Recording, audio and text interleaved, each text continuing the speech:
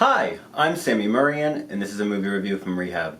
I've talked surprisingly little on my channel about Mad Max Fury Road. I've mentioned this movie here and there in various videos I've done so far. I think for a long time I was afraid to talk about Mad Max Fury Road because I was afraid that no matter what I said about it, I wouldn't do it justice. I have had this Immortan Joe poster in the background for, I'd say, a majority of my videos. I'm well overdue to make a video about Mad Max Fury Road. I'm going to talk a little bit about the movie itself, and then I'm going to do a review of the black and chrome cut, which has had a very limited theatrical run and is about to come out on Blu-ray. Mad Max Fury Road is one of the most extraordinary movies ever made. Period. There. That's a good place to start. That's good tea. Cinnamony. Really and truly, if I had to make a list of 10 movies, 10 cinematic experiences that you must see before you die, 10 movies that you must see and you must experience in the theater, Mad Max Fury Road would have to be on that list. It would be on there along with the likes of Star Wars, The Wizard of Oz, Citizen Kane.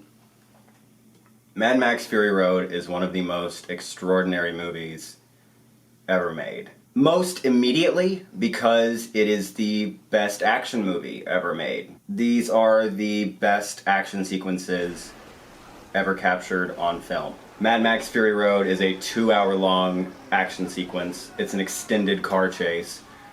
This movie was storyboarded over about 15 years. This movie was in development for nearly 20 years.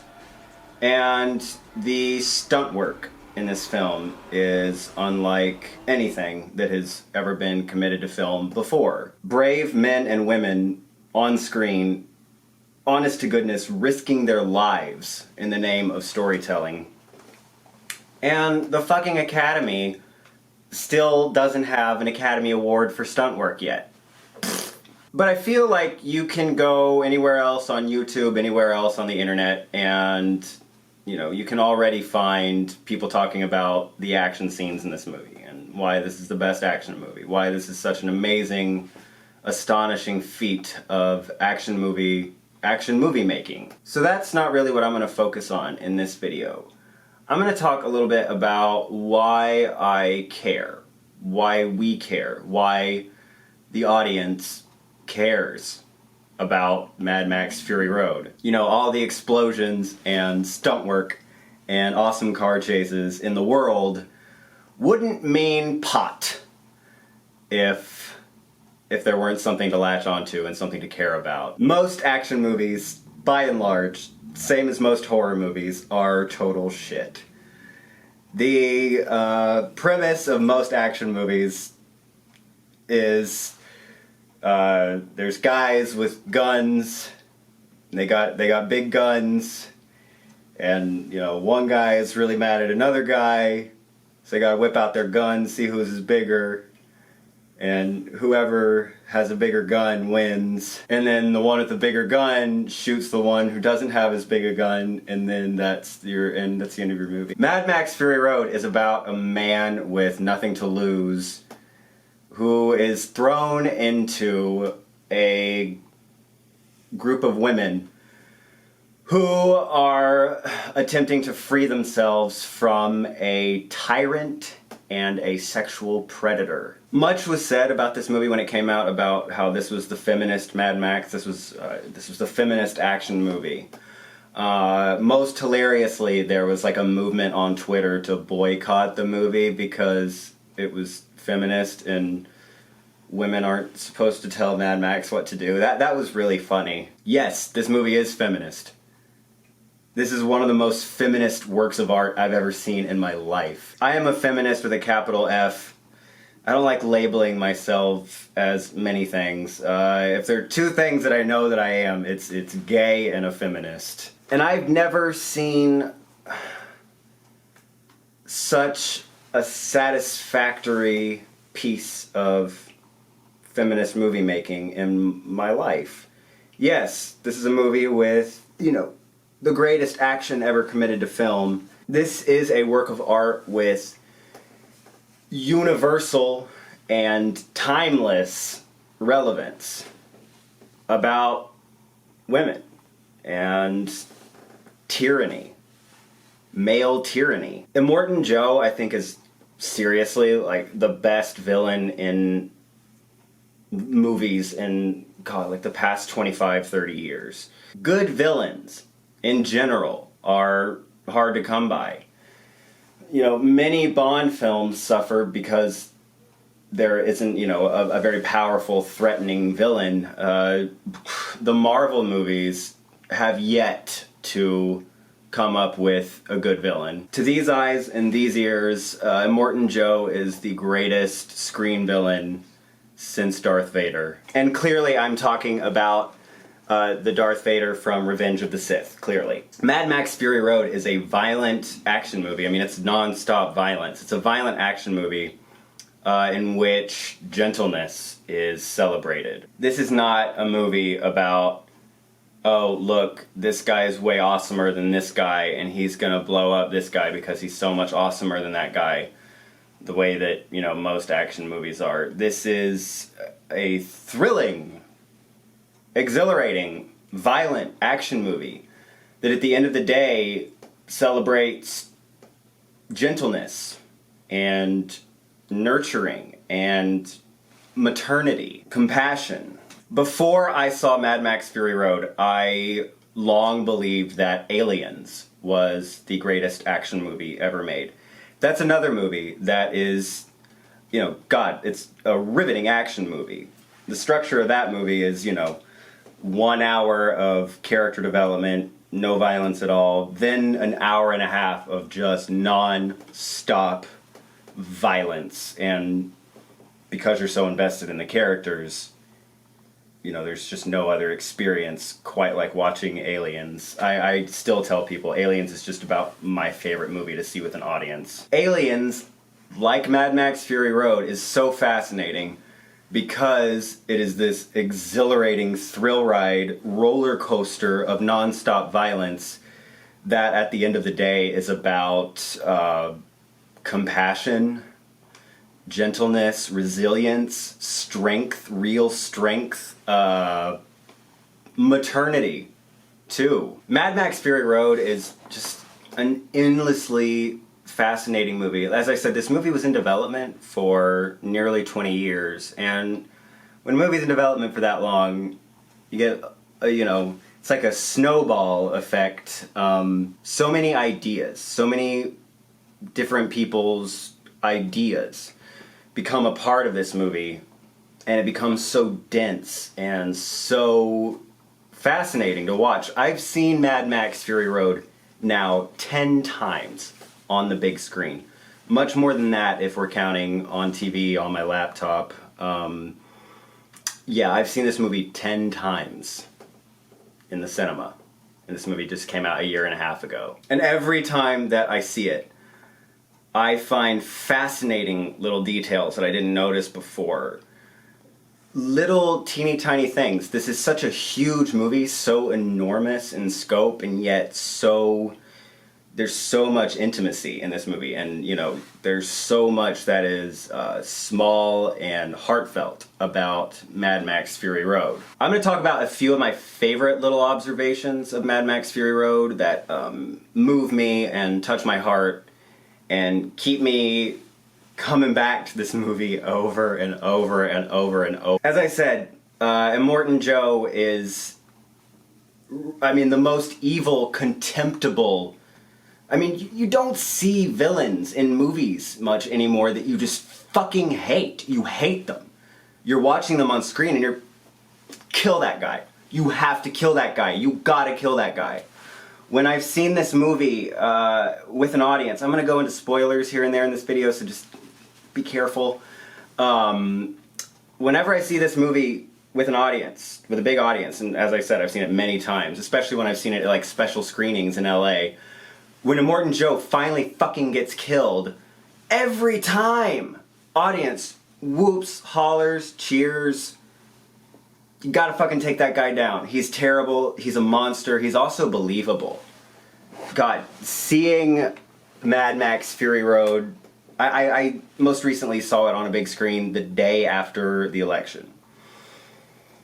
Seeing this movie the day after Donald Trump was elected president of the United States was an exercise in anxiety. I'm really glad I went for a long run before this. He's believable, too. He's a complete monster with no redeeming qualities whatsoever. He's a monster. And he's also believable because there have been so many tyrants in history exactly like him. The wives are also completely fascinating to me. For those of you who don't know, before filming of this movie, the young women who played the wives, the women who were trying to escape from Immortan Joe, they all did work with psychologists and therapists to accurately portray victims of sexual violence on screen.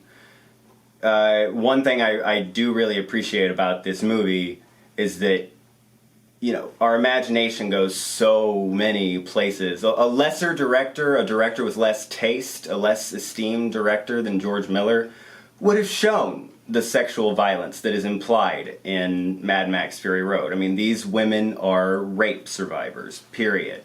We never see any of that. We see details like their chastity belts and their behaviors. Most notably, I think one of the most interesting things about Mad Max Fury Road, the character that Rosie Huntington-Whiteley plays, Splendid, has cuts all over her face. And the first time I saw the movie, I was like, why in the hell does Rosie Huntington-Whiteley have cuts all over her head? Well, that's just one of the many details of Mad Max Fury Road that fascinates me. Victims of sexual violence frequently cut. They disfigure themselves. They frequently cut, whether it's on their face, their wrists. That's just something that they do. Another little detail that I love about this movie is the character of Miss Gilly. She plays like the teacher of the wives, the culture teacher of these wives. These women are sex slaves. They're the prized sex slaves of this tyrant. And in some ways, he spoils them. He, keeps them locked away, but he provides them with more resources than the other people that he rules over, including a teacher, this culture teacher named Miss Gilly. This movie's fascinating. There's also a little element in this movie that so keenly shows the difference between men and women. The Half-Life Warboys, the minions of Immortan Joe in this movie. Every time one of them dies, he yells, "Witness me! Watch me die! Witness!" And the other guys, they go, "Witness! Witness!" Halfway through the movie, we meet these female survivors, these women who live on the outskirts of the Citadel and have been surviving out in the wilderness on their own. When one of these women dies in action, or when they speak of one of these women dying, what the women do is they do this movement with their hands and their hearts. They take something out of the sky, put a fist over their heart. Man, yeah, that's men and women. Men. Look at me, I'm hot shit. Fucking look at me, look at me. Women. Let's reflect. Let's take some time and reflect and think. Lastly, I want to mention one of the minor characters in Mad Max Fury Road who I think really exemplifies the level of storytelling here in this movie. And that is Cheeto the Fragile. She is one of the wives, and of all the principal characters in the movie, she has the fewest lines. She's, barely says anything in this movie. her character arc is riveting. Again, some spoilers here. Halfway through the movie, after Splendid gets killed, the pregnant wife gets dragged under the wheels of a monster truck, and it just seems like all is lost.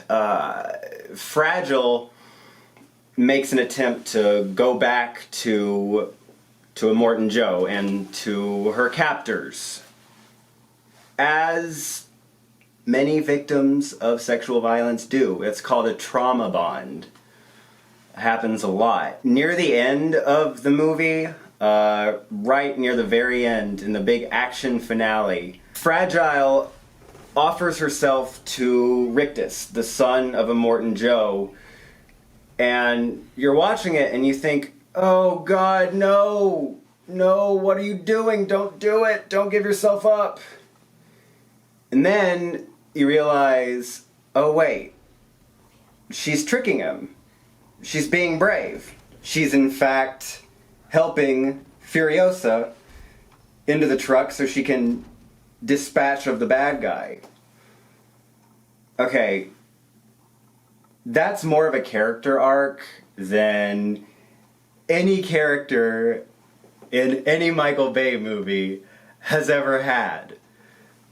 And that's a more clever way of showing a character arc than most movies are capable of. That's pure visual storytelling. And that's what Mad Max Fury Road is. It is pure visual storytelling at its finest, at its absolute finest. You don't need a lot of dialogue. You don't need much that's written, much that's said for character development. When action is the movie, when the movie is just action, action becomes the character development. Because what is action? Action is choices. What you do, what you don't do. That is character development. And Mad Max Fury Road, mostly just through action, is better at storytelling than nearly any film in the history of film. So yeah, I love Mad Max Fury Road so much. And I want to talk a little bit about this new black and chrome cut that I had the privilege of seeing on the big screen. As I've said, I was in LA 2 weeks ago for a week, and the ArcLight Hollywood is one of the only theaters in the country playing this, mini re-release black and chrome cut of Mad Max. You all know how much I love my ArcLight Hollywood.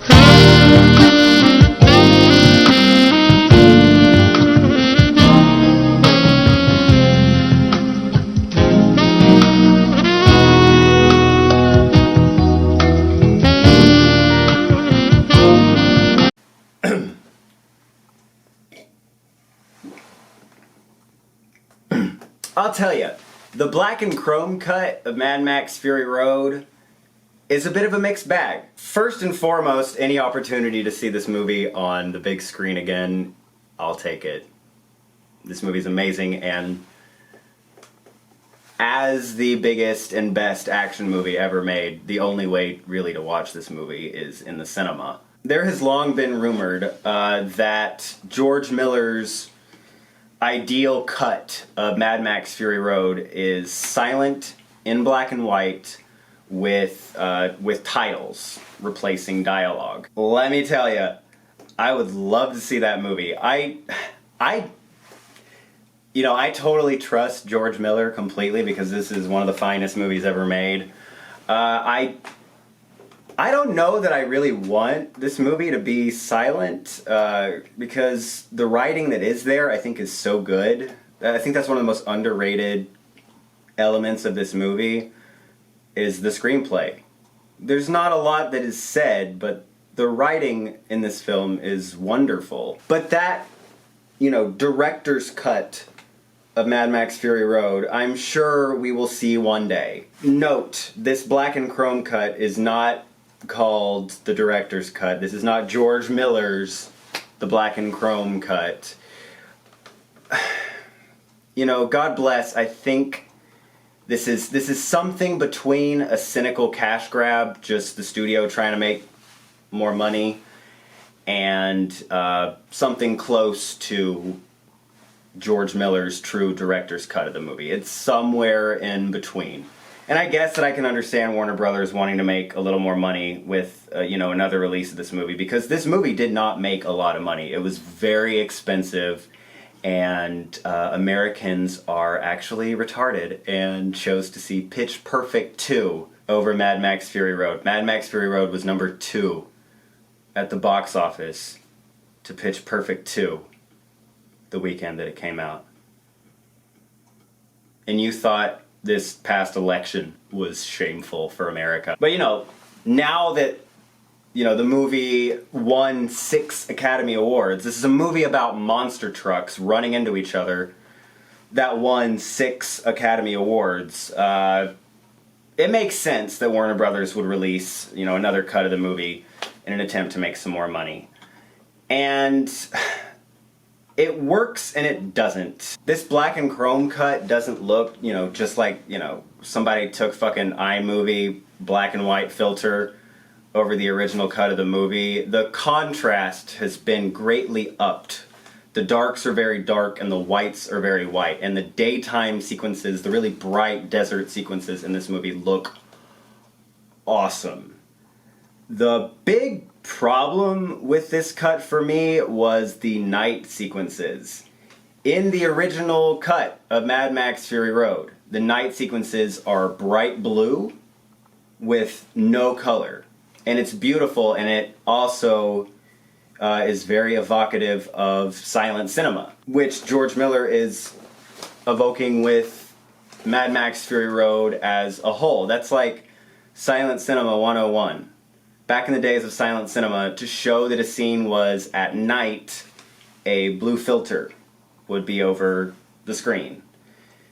That's the way that it was in the original cut, and here in, the black and white version, it's supposed to be, I guess, closer to this silent cinema version that George Miller has in mind. It's not blue, it's just black and white, and it's at night, so you can't tell what the hell's going on. If I hadn't seen the movie 9 times in the cinema before this, I wouldn't have known what the hell was going on. It's just really dark.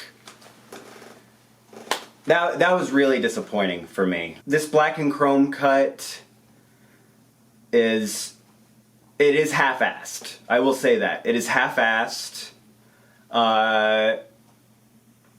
Still an interesting experience to watch. My advice as of now is, absolutely stick with the original cut of the movie. It's gorgeous. You can tell what's going on during the night sequences. One day, I think that George Miller will definitely release a definitive director's cut of Mad Max Fury Road. And until that day, stick with the theatrical cut. You guys, thank you so much as always for tuning into my channel. I appreciate your support so much. It felt really good to finally talk about one of my favorite movies of all time here on this channel. I'm going to try to start doing more classic reviews, more reviews of my personal favorite movies on here. Also, I am always open to suggestions if there are any movies that you would like me to review. New ones, old ones, whatever. I listen to everything you guys say. I read every word you write. Keep them coming. If you like what you see, please subscribe. Take care, keep in touch, and be well, everybody. Bye!